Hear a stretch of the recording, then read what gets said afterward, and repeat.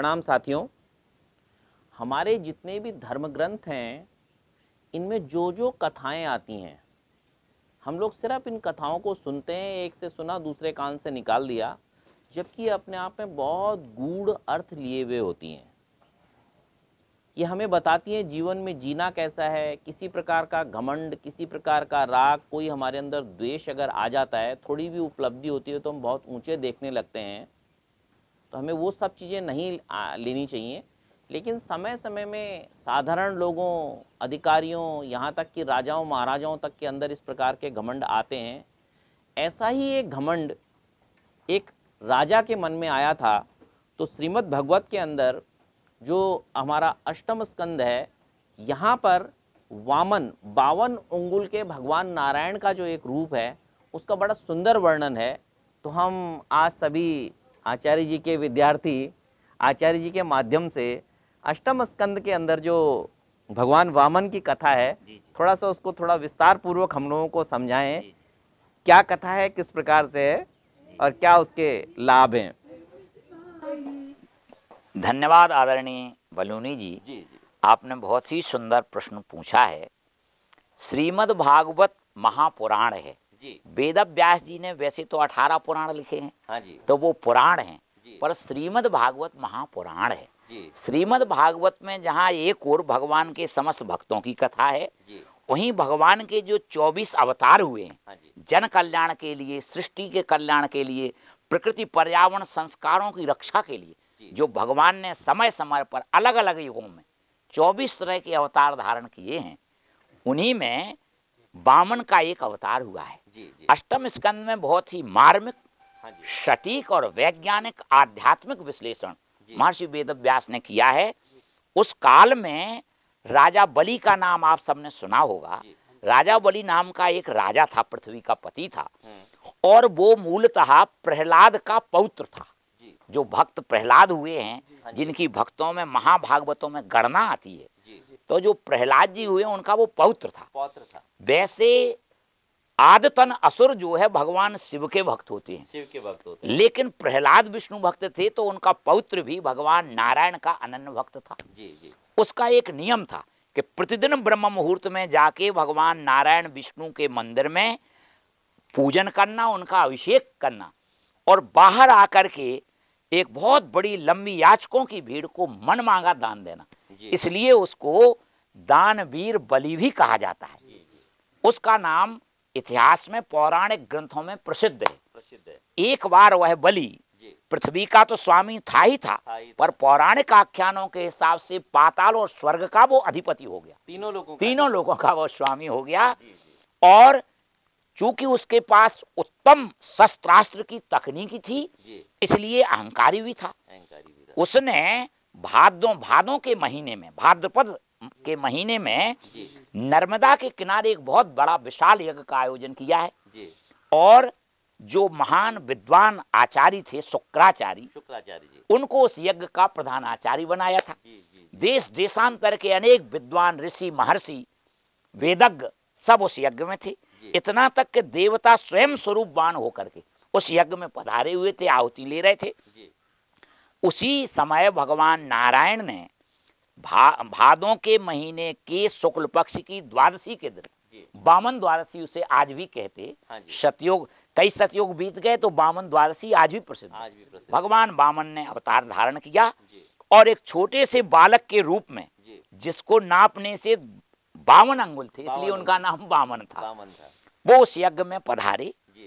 आपको यहाँ एक स्मरणीय बात बता दें, वामन भगवान का वेद में भी वर्णन है। हाँ, विष्णोनुक्कम वीर्याण प्रवोचम यह पार्थवानी पिममे रजांसी। भगवान को त्रिविक्रम कहते हैं। उन्होंने अपने पराक्रम से 3 पैर में सब नाप लिया था। तो वे बलि के यज्ञ में पधारे। राजा बलि भगवान का बड़ा भक्त था। जैसे ही उसने देखा एक छोटा तेजस्वी बालक आसन लिए, कमंडल लिए, छत्ता लगाए हुए चला आ रहा है, उसने यज्ञाचार्य से विनय पूर्वक आज्ञा मांगी कि कोई अतिथि पधार रहे हैं। और अतिथि नारायण साक्षात, मुझे तो ऐसा लगता है जैसे नारायण स्वयं अतिथि रूप में आ रहे हों। तो उसने उठकर अभिवादन पूर्वक यज्ञशाला में प्रवेश कराया है और भगवान वामन का अपनी पत्नी विंध्यावली के साथ चरण धोया है और एक सुंदर आसन डाल करके पाद्य अर्घ्य से पूजन किया है षोडशोपचार से, और हाथ जोड़ के प्रार्थना की है कि हे बटु स्वरूप बालक विप्रवर, आप हमारे यज्ञ में पधारे, आपका स्वागत है, आपको क्या चाहिए। वामन जी भगवान तो साक्षात नारायण का स्वरूप थे। उन्होंने देखा कि ये अहंकारी, इसे ये भी पता नहीं इतना बड़ा यज्ञ करने के बाद भी ये सारे संसार की संपत्ति को अपना समझ रहा है। संपत्ति का अहंकार होना, बुद्धि का अहंकार होना, बल का अहंकार होना, विद्या का अहंकार होना, ये सब अहंकार की श्रेणी में आते। कभी अहंकार नहीं करना चाहिए। राजा बलि को अहंकार था। वामन ने हाथ जोड़ के कहा कि राजन, तुम तीनों लोगों के राजा हो, मुझे क्या चाहिए। मुझे भजन करना, तपस्या करना। हम चाहते कि भजन के लिए हमें 3 पैर पृथ्वी आप कहीं नापने को कह दें, 3 कदम पृथ्वी, और हम नाप के अपना आसन बिछा के वहां तप करें। राजा बलि ने कहा, वास्तव में कहा गया कि छोटे बालकों को अकल होती नहीं। ये छोटे दुधमोहे बालक, तुम इतने बड़े सम्राट के सामने उपस्थित होकर के 3 पैर पृथ्वी मांग रहे हो। और वो देने को तैयार हो गया। संकल्प का प्रावधान है। उसकी पत्नी ने और दोनों ने हाथ लगा के कुशा और जल डाल करके संकल्प किया है। वामन महाराज ने संकल्प पढ़ा है, और संकल्प पूरा होते ही एक ऐसा आश्चर्यजनक दृश्य हुआ कि भगवान वामन अपने आसन पर बैठे ही पादोस्त विश्वाभूतानि त्रिपादस्यामृतं देवी, जिनका पैर पृथ्वी लोक पर था और सिर आकाश को चला गया। भगवान ने विराट स्वरूप धारण किया है, और एक पैर से संपूर्ण पृथ्वी, और एक पैर से स्वर्गादि लोक, और आधे पैर से उन्होंने पाताल नापने के बाद राजा बलि से कहा, तूने 3 पैर पृथ्वी देने का संकल्प किया था, आधा पैर पृथ्वी और ला। ऐसी स्थिति में संकल्प अधूरा रहेगा। उसकी पत्नी विंध्यावली ने हाथ जोड़ के भगवान वामन से प्रार्थना की है कि प्रभु, संकल्प करके अगर कोई दान नहीं दिया जाता है तो संकल्प करने वाला अधोगति को प्राप्त होता है, इसलिए आप कोई उपाय बताएं। तो भगवान नारायण ने वामन ने कहा कि मनुष्य का शरीर 5 तत्वों से बना है। क्षितिजल पावक गगन समीरा, पंच रचित यह अधम शरीरा। इस शरीर में भी पृथ्वी है, इसलिए तुम्हारा पति सीधा लेट जाए, हम पुनः छोटे विग्रह में आके और इसके शरीर को नाप के पूरा करते हैं। और उन्होंने फिर से 52 रूप धारण करके आधे पैर में उसकी पीठ नापी है और 3 पैर पृथ्वी का संकल्प पूरा किया है। अहंकार के कारण उसके संपूर्ण तीनों लोगों के राज्य को प्रभु ने दान के स्वरूप ग्रहण कर लिया है। बाद में राजा बलि ने प्रार्थना करके वरदान मांगा है कि प्रभु, हमने दान दिया है तो वरदान दीजिए। भगवान ने एवमस्तु कहा है। राजा बलि आज भी अमर है।